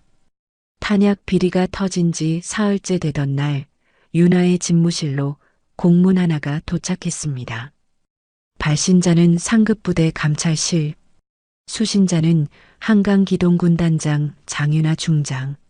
내용은 단 한 줄이었어요. 군단장 직무 관련 특별감찰 실시 통보. 유나는 공문을 읽고 입술을 굳게 다물었습니다. 드디어 움직이기 시작했구나. 예상하지 못한 건 아니었지만 이렇게 빠를 줄은 몰랐어요. 손끝이 서늘하게 식어갔습니다. 카르텔이 먼저 선수를 친 거였어요. 그날 오후 감찰실장 조상민 소장이 직접 군단을 방문했습니다. 회의실 문이 열리고 들어온 남자는 55의 나이에 날카로운 눈매를 가진 인물이었어요. 골프장 사진에서 봤던 그 얼굴이었습니다. 상민은 유나를 마주하며 얼굴에 미소를 띄었지만 그 눈빛은 차갑기 그지없었죠. 장윤아 중장님, 처음 뵙겠습니다.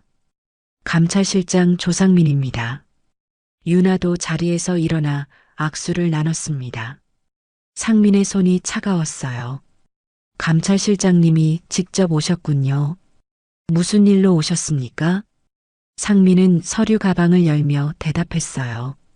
군단장님의 최근 직무 수행에 대해 몇 가지 확인할 사항이 있어서요. 형식적인 절차니까 부담 갖지 마시고요. 그는 테이블 위에 서류를 펼쳤습니다.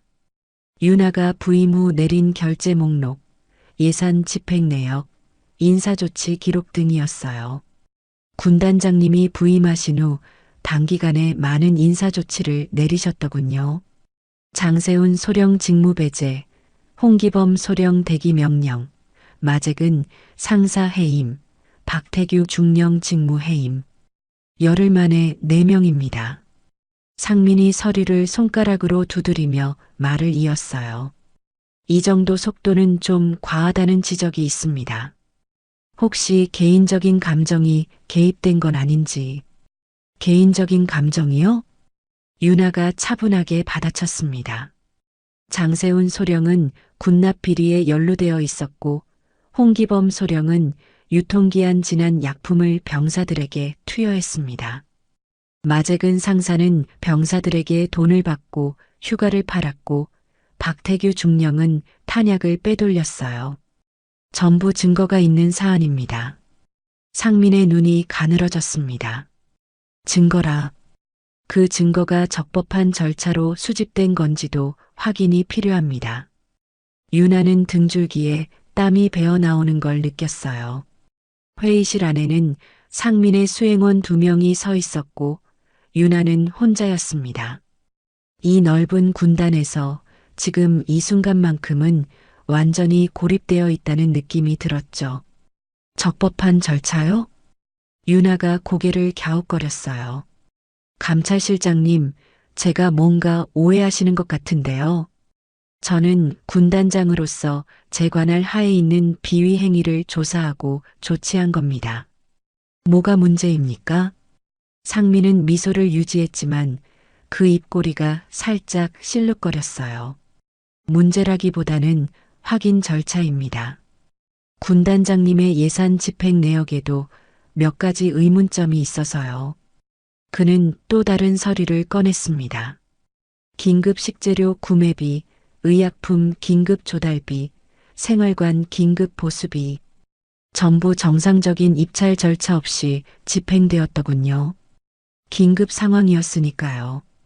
병사들이 배탈로 쓰러지고 유통기한 지난 약을 맞고 천장이 무너지는 상황에서 입찰 절차를 밟으라고요? 규정은 규정입니다. 군단장님. 상민의 목소리가 차가워졌어요. 유나는 잠시 상민을 바라봤습니다. 손끝이 떨렸지만 그녀는 테이블 아래로 주먹을 쥐어 감췄어요. 감찰실장님. 유나가 낮은 목소리로 말했습니다. 제가 조사한 비리건들 감찰실에서 이미 알고 계셨죠? 백송푸드 납품 비리, 한빛의료재단 약품 빼돌리기, 백송건설 부실 공사. 전부 감찰실 관할 아닙니까? 왜 지금까지 조치가 없었습니까? 상민의 표정이 굳어졌습니다. 3년 전 생활관 준공 검사도 감찰실에서 하셨다고 들었습니다. 그때 부실 공사를 못 잡으셨어요? 아니면 알고도 넘어가신 겁니까? 회의실 안에 무거운 침묵이 흘렀습니다. 상민의 눈빛이 차갑게 빛났어요. 군단장님, 지금 저를 의심하시는 겁니까? 의심이 아니라 질문입니다. 유나는 혼자라는 걸 알았어요. 하지만 물러설 수는 없었습니다. 상민의 얼굴이 일그러졌습니다. 하지만 그는 금방 표정을 추슬렀어요. 좋습니다. 서로 할 말이 있으시다면 정식 절차를 밟아서 하시죠. 그는 문 앞에서 한번 돌아봤어요. 군단장님, 너무 깊이 들어가시면 나오기 힘들어집니다. 문이 닫히고 유나는 혼자 남았습니다. 그녀는 잠시 의자에 기대어 눈을 감았어요. 심장이 세차게 뛰고 있었습니다. 저녁 무렵 기무요원 준영이 급하게 찾아왔습니다. 군단장님, 문제가 생겼습니다. 감찰팀이 군단 내 자료실에서 서류를 가져가려고 합니다.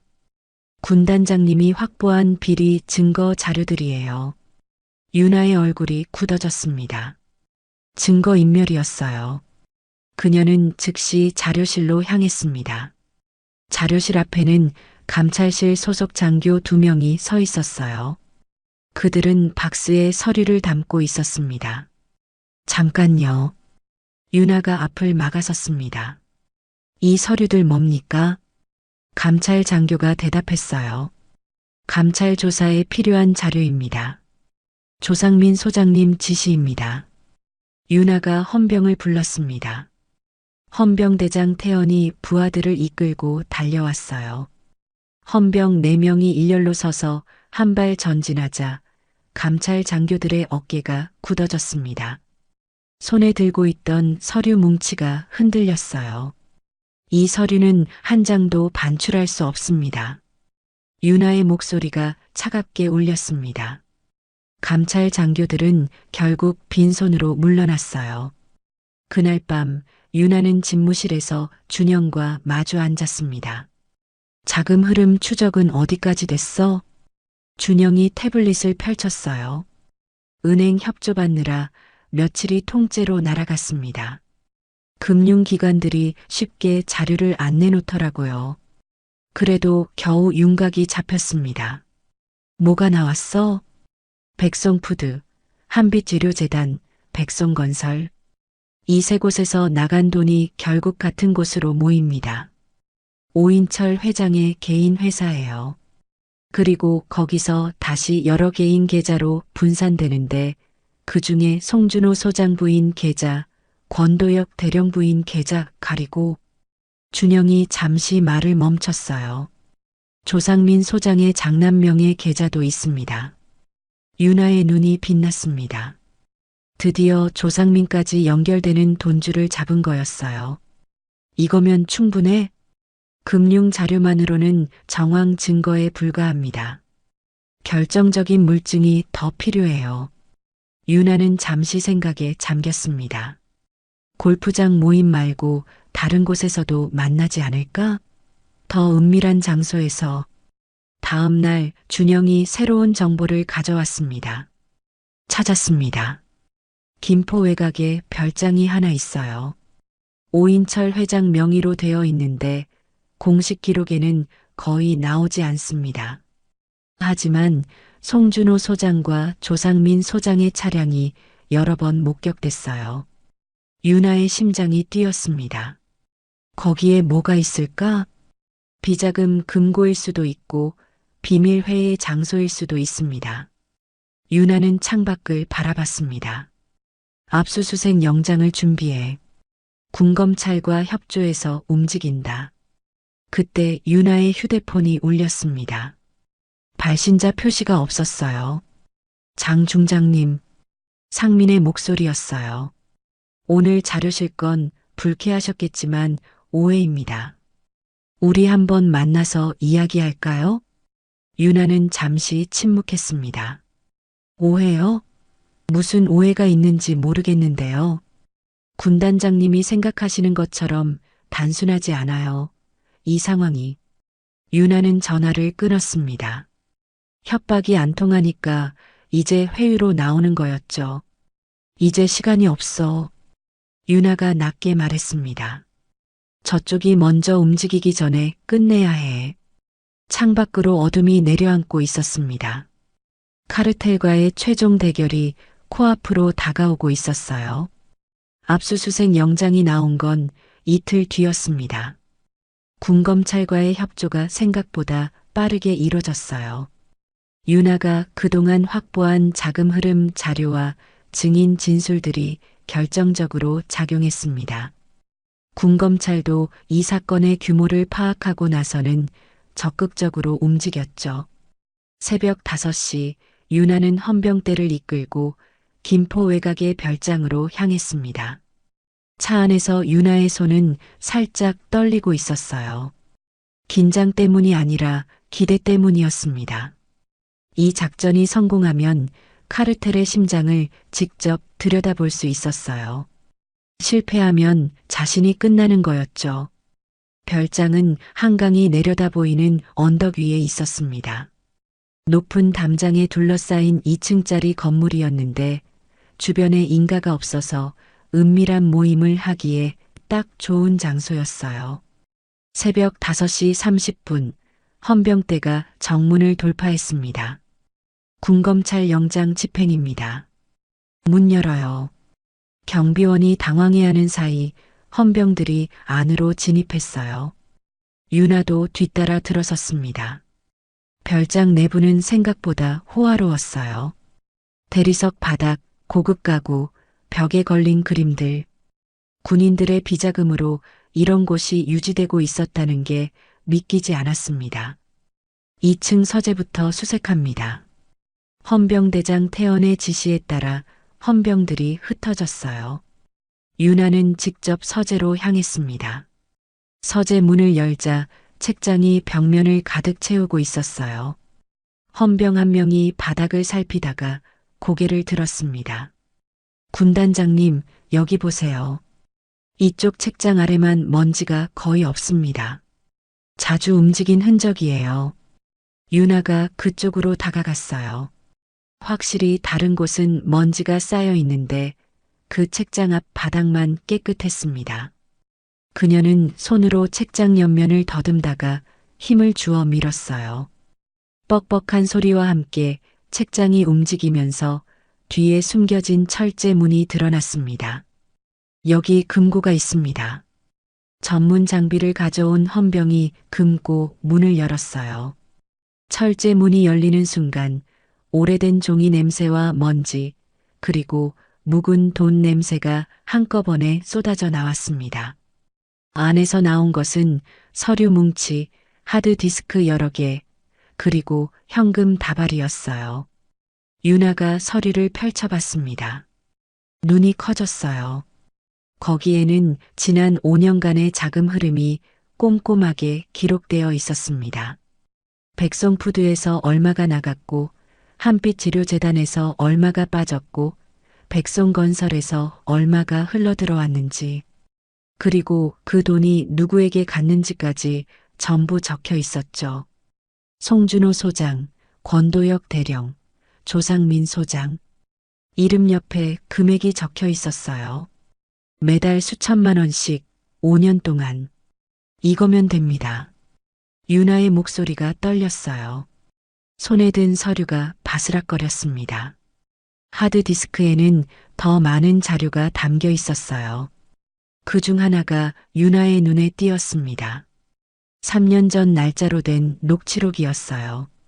생활관 준공 검사건 그냥 통과시켜. 어차피 누가 뭐라 안 해. 목소리의 주인은 조상민과 송준호였습니다.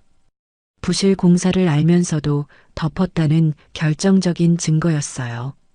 별장 수색이 끝나갈 무렵 유나의 휴대폰이 울렸습니다. 군단장님, 송준호 소장이 도주하려고 합니다. 지금 자택을 나서고 있어요. 유나의 얼굴이 굳어졌습니다. 막아. 절대 놓치면 안 돼. 송준호의 자택에 도착했을 때 준호는 이미 헌병들에게 둘러싸여 있었어요. 그는 캐리어를 끌고 현관을 나서다가 저지당한 상태였습니다. 유나가 다가갔어요. 어디 가시려고요, 부군단장님? 준호가 유나를 보자 표정이 일그러졌습니다. 군단장님, 이게 무슨 짓입니까? 방금 별장 금고에서 장부를 찾았어요. 부군단장님 이름이 들어간 장부.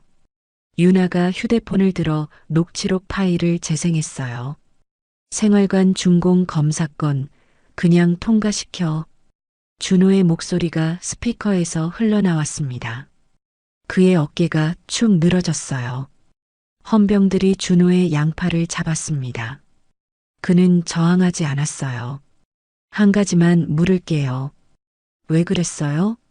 병사들 밥에 썩은 고기가 들어가는 거 알면서, 유통기한 지난 약이 쓰이는 거 알면서. 준호가 고개를 들었어요. 군단장님은 모르실 겁니다. 이 조직이 얼마나 깊은지 한번 들어가면 나올 수가 없었습니다.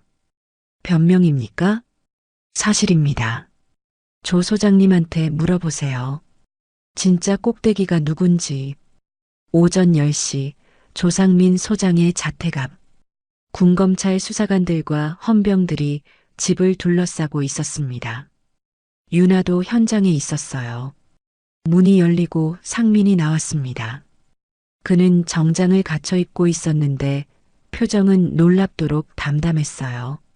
조상민 소장, 군검찰 영장에 따라 체포합니다. 수갑이 채워지는 동안에도 그는 유나를 바라보고 있었습니다. 군단장님, 한 가지 인정하죠. 당신은 제가 생각한 것보다 강했어요. 하지만 이게 끝이라고 생각하지 마세요. 이런 구조는 어디에나 있습니다. 하나를 잘라도 다른 곳에서 자라나요. 유나가 한 발 다가섰어요. 그래도 자르는 겁니다. 하나씩 계속. 상민이 씁쓸하게 웃었습니다. 당신 같은 사람은 오래 못 버텨요. 이 조직에서는. 그건 제가 판단할 일입니다. 상민이 차에 실려 떠났습니다.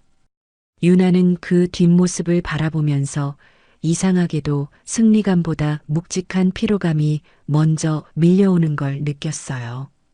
이긴 건 맞았지만 무언가를 치른 느낌이었습니다. 오후에 소식이 전해졌습니다. 백송그룹 오인철 회장도 검찰에 소환되었고 권도혁 대령을 비롯한 카르텔 구성원 전원이 군검찰 조사를 받게 되었어요. 군단 사령부에서는 병사들이 조용히 소식을 지켜보고 있었습니다. 복도에서, 식당에서, 생활관에서 속삭이는 소리가 들려왔어요. 군단장님이 해냈대. 진짜?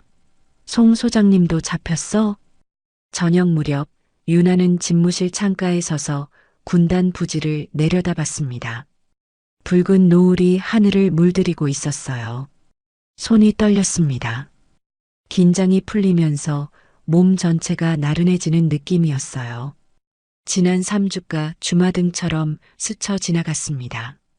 부임 첫날의 이상한 숫자들, 식당에서 만난 컵라면 먹는 병사들, 천장이 무너진 생활관, 할머니 임종을 못 간 김하늘 일병의 눈물. 끝났어.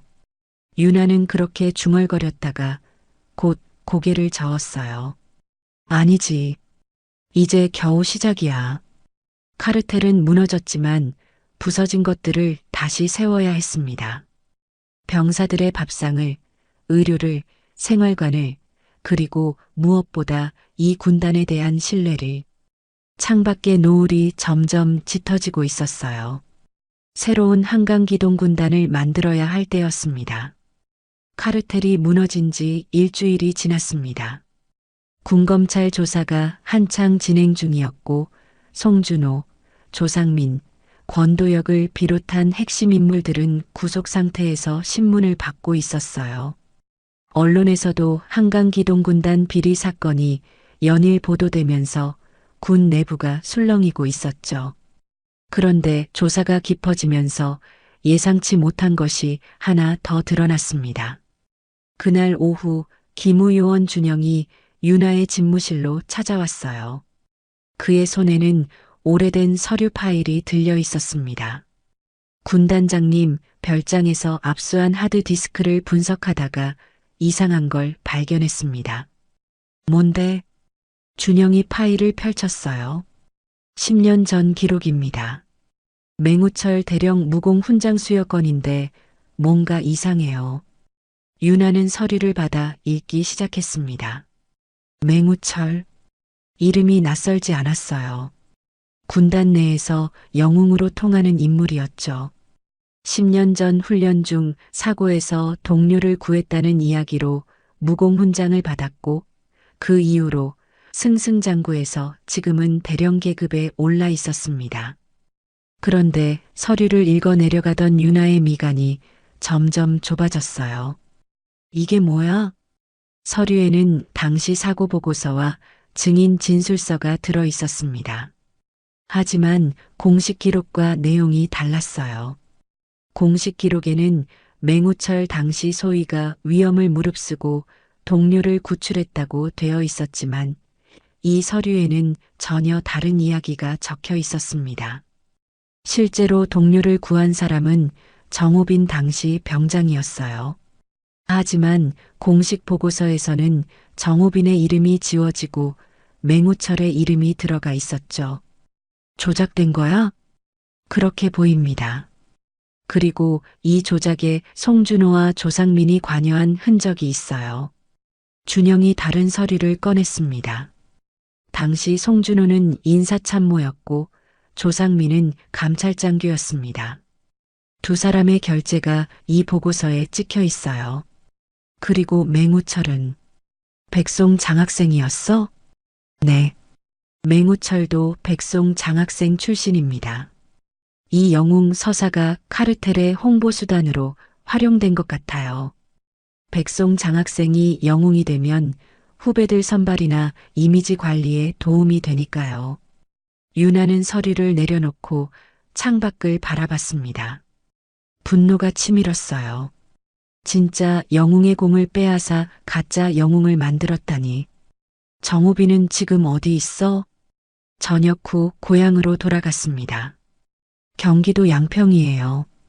그런데 준영이 말끝을 흐렸습니다. 당시 사고로 다리를 다쳐서 상위군인 판정을 받았습니다.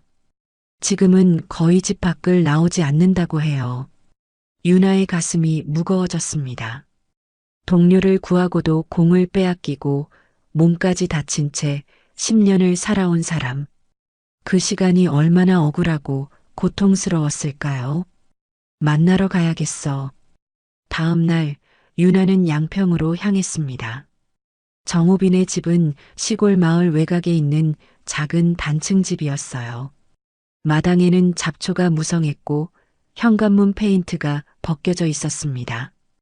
유나가 초인종을 누르자 한참 만에 문이 열렸어요.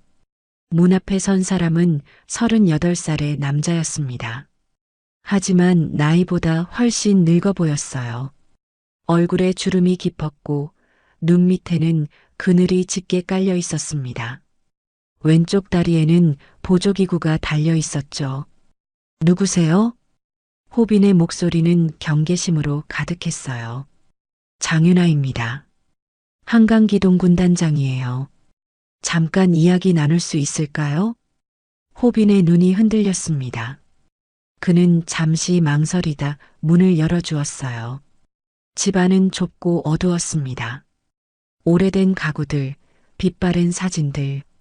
거실 한쪽에는 목발이 세워져 있었어요. 유나는 권유받은 자리에 앉았습니다. 무슨 일로 오셨습니까? 호빈의 말투는 건조했어요. 오랜 시간 사람을 만나지 않은 사람 특유의 어색함이 느껴졌습니다. 10년 전 일에 대해 여쭤보려고 왔습니다. 호빈의 어깨가 굳어졌어요. 그의 눈에 고통스러운 빛이 스쳤습니다. 그 일은 이미 끝난 일입니다. 끝나지 않았어요. 유나가 가방에서 서류를 꺼냈습니다. 최근에 군단 비리 조사를 하다가 이걸 발견했습니다. 당시 보고서가 조작됐다는 증거예요. 정호빈 씨가 동료를 구했는데 그 공이 다른 사람에게로 넘어갔어요. 호빈의 손이 떨렸습니다. 그는 서류를 받아들고 한참을 바라봤어요. 눈가가 붉어지기 시작했습니다. 알고 계셨죠? 네. 호빈의 목소리가 갈라졌어요. 알고 있었습니다. 하지만 아무도 믿어주지 않았어요. 제가 아무리 말해도 위에서 막았고 결국 저만 이상한 사람이 됐습니다. 그래서 전역하신 거예요? 네. 더 이상 그 안에 있을 수가 없었어요. 진실을 말하는 게 죄가 되는 곳에서는. 유나는 잠시 침묵했습니다. 이 사람이 10년 동안 품어온 억울함이 느껴졌어요. 다리의 상처보다 마음의 상처가 더 깊었을 거라는 생각이 들었죠.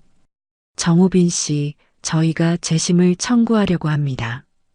당시 보고서를 정정하고 정호빈 씨의 명예를 회복시키고 싶어요. 호빈이 고개를 들었습니다. 믿기지 않는다는 표정이었어요. 정말입니까? 네. 진짜 영웅이 제자리를 찾아야죠. 호빈의 눈에서 눈물이 흘러내렸습니다. 그는 한동안 말을 잇지 못했어요. 10년 동안 닫아두었던 무언가가 터져 나오는 것 같았습니다. 그때 방 안쪽에서 발소리가 들렸어요. 문이 열리고 나이든 부부가 나왔습니다. 호빈의 부모였죠. 누구세요? 어머니가 경계하는 눈빛으로 물었어요. 한강기동 군단장 장윤아입니다. 정호빈 씨의 명예회복권으로 왔습니다. 어머니의 얼굴에 놀라움이 퍼졌어요. 아버지는 한참 동안 유나를 바라보다가 천천히 입을 열었습니다. 10년을 기다렸습니다. 그 한마디에 유나의 가슴이 찡했어요. 10년. 아들이 억울하게 당한 걸 알면서도 아무것도 해줄 수 없었던 부모의 시간이 느껴졌습니다. 군단으로 돌아온 유나는 즉시 재심 절차를 시작했습니다. 맹우철 대령을 소환해 당시 상황을 추궁했어요. 처음에 우철은 부인했지만 증거 앞에서 결국 무너졌습니다. 그때 제가 아니라 정호빈 병장이 동료를 구했습니다. 저는 겁이 나서 움직이지 못했어요. 우철의 목소리가 떨렸어요. 하지만 위에서 저한테 공을 돌리라고 했습니다. 백송 장학생 출신 장교가 영웅이 되면 좋다고. 저도 거부하고 싶었지만 거부하지 않았잖아요. 유나의 목소리가 차가웠습니다. 10년 동안 다른 사람의 공으로 영웅 행세를 했어요. 그동안 정호빈 씨는 억울함을 품고 살았고요. 우철은 고개를 떨궜습니다. 더 이상 변명할 말이 없었어요. 일주일 뒤 유나는 기자회견을 열었습니다. 10년 전 훈련 사고 당시 동료를 구한 진짜 영웅은 정호빈 전 병장이었습니다. 당시 보고서는 조작되었고 관련자들은 현재 군검찰 조사를 받고 있습니다. 군은 정호빈 씨에게 깊이 사과드리며 명예회복 절차를 진행하겠습니다. 기자들의 카메라 플래시가 터졌어요. 질문이 쏟아졌지만 유나는 담담하게 대답했습니다. 며칠 뒤 군단 강당에서 정호빈의 명예회복식이 열렸습니다. 유나가 직접 주관했어요. 강당에는 군단 장병들과 호빈의 가족이 모여 있었습니다.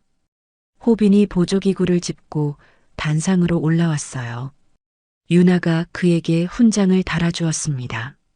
정호빈 씨, 늦어서 죄송합니다. 당신이 진짜 영웅이에요. 호빈의 눈에 눈물이 고였습니다. 그는 떨리는 목소리로 대답했어요. 감사합니다. 10년 동안 이 날만 기다렸습니다. 강당에 박수가 터져 나왔어요. 호빈의 부모도 눈물을 흘리고 있었습니다. 유나는 박수 소리 속에서 생각했어요. 카르텔을 무너뜨린 것도 중요했지만 이렇게 한 사람의 억울함을 풀어주는 것도 그에 못지않게 중요한 일이라고. 정의는 거창한 것만이 아니라 이런 작은 회복에서도 시작된다고. 이제야 정의가 바로 섰습니다.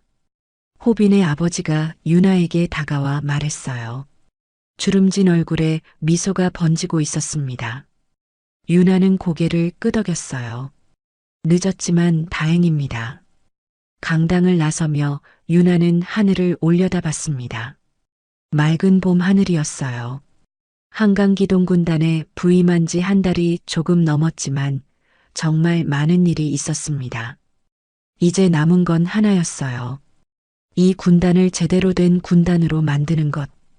병사들이 안심하고 복무할 수 있는 곳으로. 거의 다 왔어. 유나가 낮게 중얼거렸습니다. 부임 2달째 되던 날 한강기동군단은 완전히 달라져 있었습니다. 아침 7시 유나는 평소처럼 부대를 순시했어요. 먼저 들른 곳은 병사 식당이었습니다. 2달 전 처음 왔을 때와는 분위기가 확연히 달랐어요. 배식대 위에는 김이 모락모락 피어오르는 음식들이 놓여 있었습니다.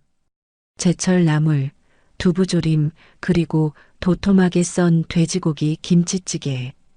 병사들은 식판을 들고 줄을 서 있었는데 예전처럼 컵라면을 들고 구석에 앉아 있는 사람은 아무도 없었어요. 유나는 배식대 앞에서 잠시 멈췄습니다.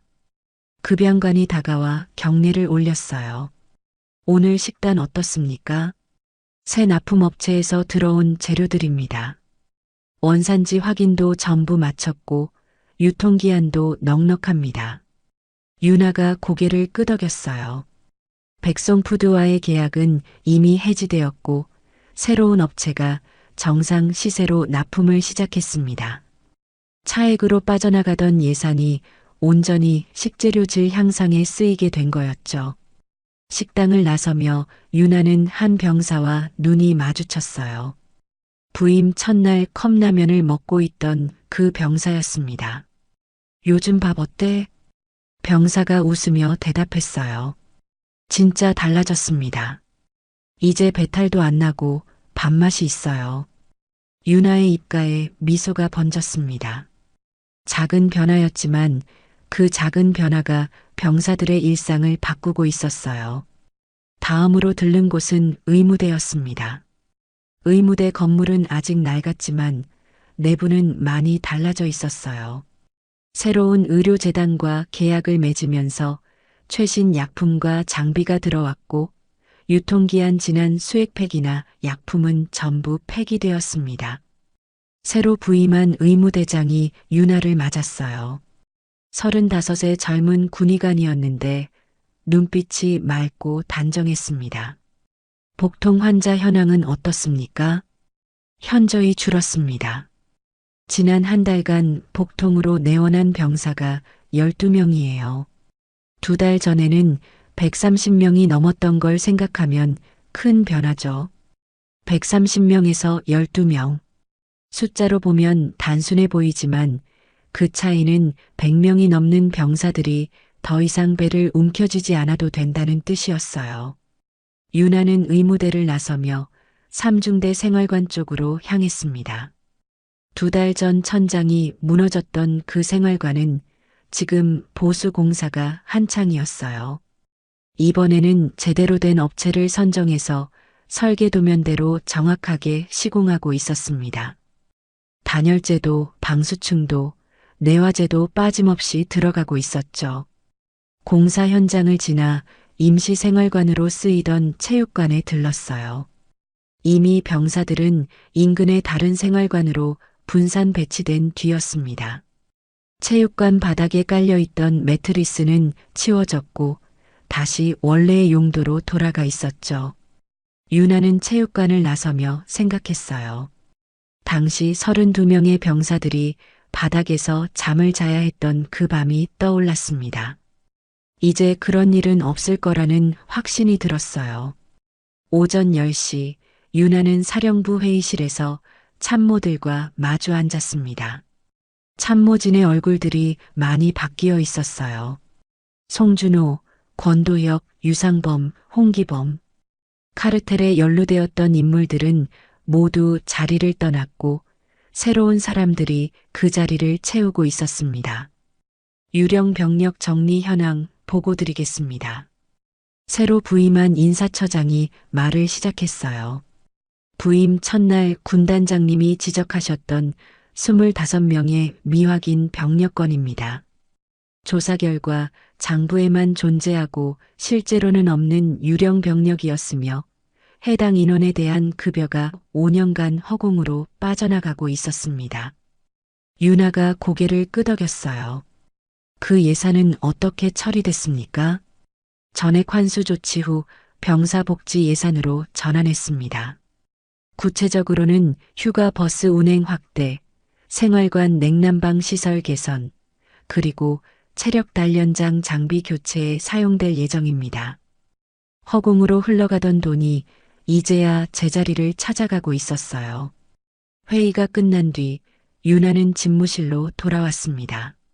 책상 위에는 편지 뭉치가 놓여 있었어요. 병사들의 부모님들이 보내온 감사 편지였습니다. 아들이 요즘 밥이 맛있다고 합니다. 군단장님 덕분입니다. 아이가 아프다는 연락이 없어서 안심하고 있습니다. 감사합니다. 휴가를 제때 보내주셔서 할머니 장례에 참석할 수 있었습니다. 정말 감사드립니다. 윤아는 편지들을 한 장씩 읽어내려갔어요. 손에 든 종이가 따뜻하게 느껴졌습니다. 2달 동안 달려온 시간이 헛되지 않았다는 증거 같았어요. 오후에 윤아는 기무요원 준영을 불렀습니다. 김하늘 일병 근황은? 준영이 미소를 지으며 대답했어요. 할머니 임종에 무사히 다녀왔습니다. 지금은 복귀해서 정상 복무 중이고요. 다음 달에 상병 진급 예정입니다. 윤아는 고개를 끄덕였어요. 할머니 임종도 못 가게 했던 휴가 장사꾼 마재근 상사는 지금 영창에 있었습니다. 김하늘은 제때 휴가를 받아 마지막 인사를 할 수 있었죠. 박신우 상병은 징계 기록이 원상 복구됐습니다. 진급도 정상 궤도에 올랐고 부모님이 다시 면담을 요청하셨어요. 이번엔 감사 인사를 드리고 싶다고 하시더라고요. 작은 정의들이 하나씩 제자리를 찾아가고 있었습니다. 저녁 무렵 유나는 사령부 건물을 나섰어요. 오늘따라 좀 걷고 싶었습니다. 해가 지기 시작한 군단 부지를 천천히 걸었어요. 생활관 건물들 사이로 병사들이 오가고 있었습니다. 운동장에서는 축구를 하는 병사들의 함성이 들렸고 매점 앞에서는 아이스크림을 먹으며 웃는 얼굴들이 보였죠. 유나는 그 풍경을 바라보며 걸음을 멈췄습니다. 2달 전 이곳에 처음 왔을 때가 떠올랐어요. 맞지 않는 숫자들, 컵라면을 먹는 병사들, 회피하는 참모진의 눈빛. 그때는 이 군단이 썩어가고 있다는 걸 느꼈습니다. 하지만 지금은 달랐어요. 완벽하지는 않았지만 분명히 달라지고 있었습니다. 그때 뒤에서 발소리가 들렸어요. 돌아보니 생활관에서 나온 병사들이 줄지어 서 있었습니다. 10명, 20명, 30명. 점점 더 많은 병사들이 모여들었어요. 군단장님, 맨 앞에 선 병사가 입을 열었습니다. 부임 첫날 컵라면을 먹고 있던 그 병사였어요. 저희 대표로 한 말씀 드리고 싶습니다. 유나는 고개를 끄덕였어요. 군단장님이 오시고 나서 정말 많이 달라졌습니다. 밥이 맛있어졌고 아프면 제대로 치료받을 수 있게 됐고 휴가도 공정하게 나갑니다. 저희 부모님들도 이제 안심하신다고 하세요. 병사의 목소리가 떨렸어요. 감사합니다. 정말 감사합니다. 병사가 거수경례를 올렸습니다. 그러자 뒤에 서 있던 병사들도 일제히 경례를 올렸어요. 아무도 시키지 않았는데 자발적으로. 유나는 그 경례를 받으며 가슴이 뜨거워지는 걸 느꼈습니다. 눈시울이 붉어졌지만 그녀는 애써 참으며 답례를 했어요. 고맙습니다. 하지만 이건 내가 한 게 아니에요. 여러분이 버텨줬기 때문에 가능했던 겁니다. 유나가 병사들을 둘러봤어요. 그리고 이건 끝이 아닙니다. 부패는 언제든 다시 생길 수 있어요. 그래서 여러분이 지켜봐야 합니다. 이상한 게 있으면 말해주세요. 숨기지 말고. 병사들이 고개를 끄덕였습니다. 저 아이들이 웃을 때까지 개혁은 끝난 게 아닙니다. 유나가 낮게 말했어요. 해가 완전히 지고 어둠이 내려앉았습니다. 하지만 생활관 창문에서 새어나오는 불빛들이 군단 부지를 환하게 밝히고 있었어요. 유나는 사령부로 돌아가며 생각했습니다. 이 불빛 아래에서 병사들이 따뜻한 밥을 먹고 제대로 된 치료를 받고 안전한 건물에서 잠을 자고 있다는 것. 그게 자신이 이루고 싶었던 전부였어요. 집무실에 들어선 유나는 창가에 섰습니다. 멀리 한강이 보였어요. 강물이 어둠 속에서도 반짝이고 있었습니다. 이 부대는 이제 누구의 것이 아니라 군인 모두의 것이야.